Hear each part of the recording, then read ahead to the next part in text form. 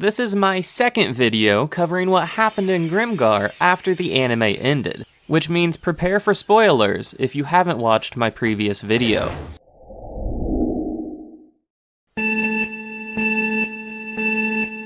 Now, Volume 3 ended with an untimely death, which leads us straight into Volume 4, The Leaders and the Lead.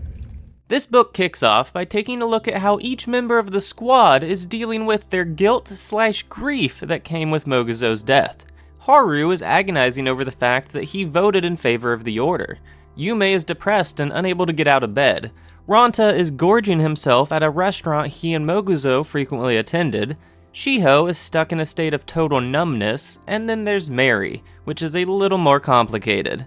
You see, Mary has the skill Light of Protection, and it grants an all-around buff to the entire squad. And during the chaos that was Deadhead Keep, the protection spell had worn off, and Mary forgot to recast it. This means that it's quite possible that Mary could have saved Moguzo's life, simply by remembering to recast this beginner-level spell. So how does Mary deal with the guilt of not saving Moguzo? Well, she drinks herself blackout drunk in order to numb the pain. And during one night of drinking, she finds herself on the verge of being assaulted by a stranger. Though just before it could happen, Kuzaku, a slim, tall boy, arrives and saves Mary. A few days pass and the squad gears up to head back to Damaro and hunt some goblins. Ranta is standing in as a makeshift front line, but Dread Knights are highly mobile fighters, which makes them a poor tank. It's during a scrap with 4 goblins that Haru is shot by a couple of poison arrows, which come uncomfortably close to killing him. It's due to this incident that Haru realizes just how important Moguzo was to the party, and just how much of a burden that he was forcing Moguzo to carry. The squad is well aware that they can't go on like this, but before they can decide on a solution, Mary asks for a week alone. It's during this break that we see Yume and Shiho share a meal together, where they meet Kaijiko, the leader of a famous female-only clan who invites the both of them to join the Wild Angels. Next we see Ranta exiting the Dread Knight Guild, just after learning 2 new skills, and he is currently taking a stroll through what is essentially the Red Light District, whenever Renji asks Ranta to join him for a drink. Renji says that without Moguzo, the squad is basically doomed, but he sees potential in Ranta, so he invites Ranta to join his party. We then find Haru at the Thieves Guild, learning to dual-wield a sap and dagger, while also learning a new skill to increase his offensive power. The skill he decides to learn is Assault, which is basically the equivalent of throwing caution to the wind by frantically and relentlessly attacking until either you or your opponent is cut down. A few days later at his dorm, Haru comes in contact with a stranger. This boy was previously known as Mr. Tall, and he is the only surviving member of Choco's party. Haru learns that Mr. Tall is a paladin, a tank class that primarily uses a sword and shield, but they also have access to some minor support magic. Mr. Tall needs a party, and the squad needs a tank, so he was thinking that he could join the squad as a paladin. Now Haru is well aware that they desperately need a tank, but he can't stop thinking about how Mr. Tall was unable to protect Choco, so Haru says that he's unable to give him an answer. Also, did I mention that Mr. Tall is actually named Kuzaku? Now the day has finally come that the squad is gearing up to do some more hunting, but as Haru arrives at the gate, he finds Mary waiting alone. Kuzaku then arrives, which causes Mary to become visibly uncomfortable, which in turn makes Haru wonder what kind of relationship Mary has with Kuzaku. Then during this awkward conversation, Yume, Shiho, and Ranta arrive where they each share that they were invited into another party. Now of course, Haru has a short mental breakdown just before they each declare that they are staying with the squad. Then they collectively decide to give Kuzaku a chance, and the entire squad sets out to a brand new hunting ground known as the Wonder Hole. The Wonder Hole is located just outside of the Frontier Army's Lonesome Field outpost, and in order to get there, they need to trek through the Quickwind Plains. They begin the journey, but decide to make camp for the night where we get some cute banter between Haru and Mary. Then the squad arrives at the Lonesome Field outpost the following day. This outpost, or rather town, looks rather primitive from the outside, but upon entering, they find that it is more or less just a smaller version of Alterna. Later on that evening, they bump into Shinohara, the leader of the Orion clan. He gives them directions on how to reach the Wonder Hole, and he also reassures Mary that she is doing the right thing by continuing to move forward. He also mentions that the strongest volunteer soldier and leader of the prestigious Daybreakers named Soma has recently been spotted around the outpost. Now the squad has finally arrived at the Wonder Hole, where they find what can only be described as giant chickens. Luckily, they seem unaggressive. That is until Ronta attacks one for absolutely no reason. After killing the chicken, we find the squad battling against some 4-foot-tall creatures resembling a short troll. Shiho is supporting with her new lightning magic from the back line, and Haru uses Assault to decimate his opponent. Though just as Ronta kills his target and Yume rotates forward, 3 new enemies appear. These new enemies can best be described as monkeys, and Haru, Ronta, and Mary each step up to face them.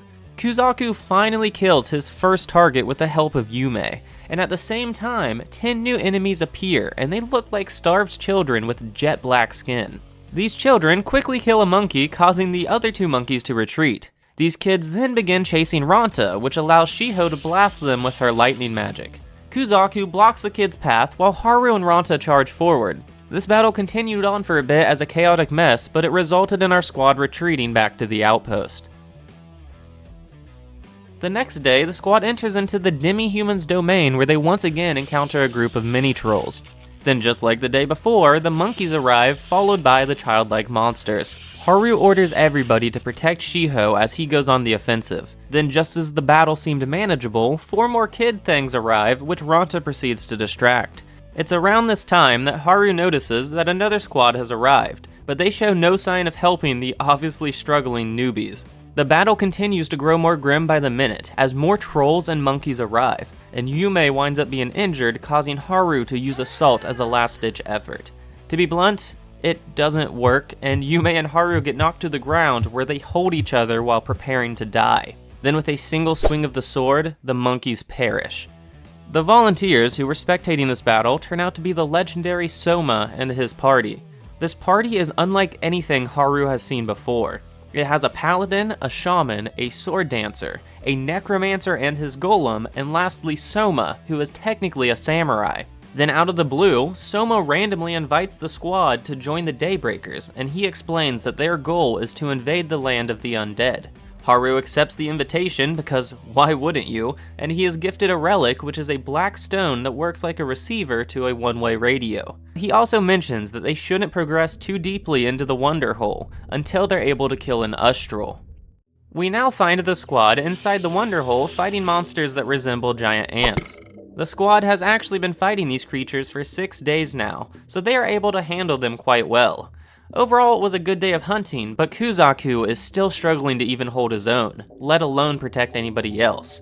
And it's because of this that Ronta begins ripping into Kuzaku over dinner. Ronta was absolutely brutal, but nobody stepped in to defend Kuzaku because they were all feeling the exact same way.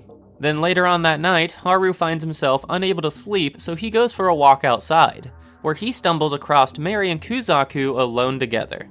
The following morning, the squad is once again fighting the ants, but Kuzaku's entire personality has changed. Instead of being slow, scared, and mopey, he has become aggressive and willing to take risks. He is even managing to battle 2 enemies at once. They were having a great day of hunting and everything was going as planned, until the ants randomly run away. This was highly unusual and everyone could sense that something is wrong, so they decide to hide, and Haru goes to scout the area. While sneaking around, Haru finds a humanoid creature that he assumes to be an Ustral. It stands roughly 9 feet tall and wears a dark cloak over its body.